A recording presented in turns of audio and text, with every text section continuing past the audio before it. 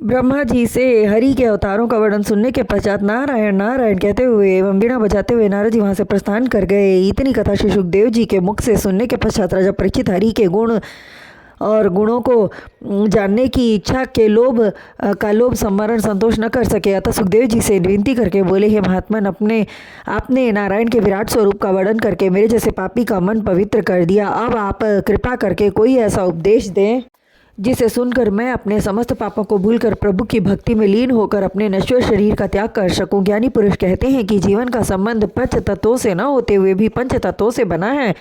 पंच तत्व क्षिति, जल, पावक, गगन और समीर। भगवान ने अपनी नाभि से निकले हुए कमल पर ब्रह्मा जी की उत्पत्ति की। आपके कथनानुसार प्रभु ने लोकपालों की उत्पत्ति की और स्वयं भी लोकपाल के रूप में अवतार लिए। इसका अर्थ विस्तार से समझाने की कृपा करें एवं जीवों की आयु का क्या परिमाण है तथा काल की सूक्ष्म एवं स्थूल गति क्या है, योनियां कितने प्रकार की होती हैं, प्राणियों की उत्पत्ति किस प्रकार होती है एवं वर्णाश्रम धर्म के भेद से लेकर युग धर्म तत्व एवं आध्यात्म योग को समझाकर बतलाइए जिससे मुझे मुक्ति मिल सके। जो प्राणी प्रलय काल में लीन हो जाते हैं उनकी उत्पत्ति पुनः कैसे होती है, आत्मा का क्या रूप है। हे महात्मन, आप मुझे परमेश्वर की कथा सुनाइए, वह कथा जिससे आत्मा शांति हो और प्रभु के चरणों की प्रीति बढ़े। तब श्री सुखदेव जी बोले, हे राजा परीक्षित, आप स्वयं ज्ञानी पुरुष हैं, फिर भी आप पूछते हैं तो मैं आपको प्रभु की महिमा अवश्य सुनाऊंगा। यह कहते हुए श्री सुखदेव जी राजा परीक्षित को श्रीमद् भागवत की कथा सुनाते हुए बोले, हे राजन,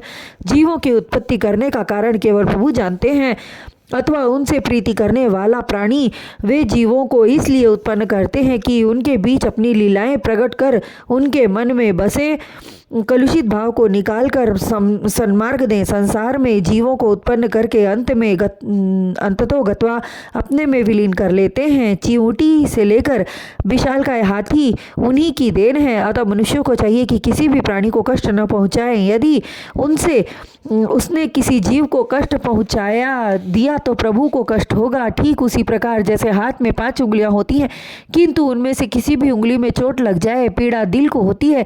इस तरह विविध प्रकार के उदाहरण से श्री सुखदेव जी ने राजा परीक्षित को समझाया, उनकी तमाम शंकाओं का निवारण किया।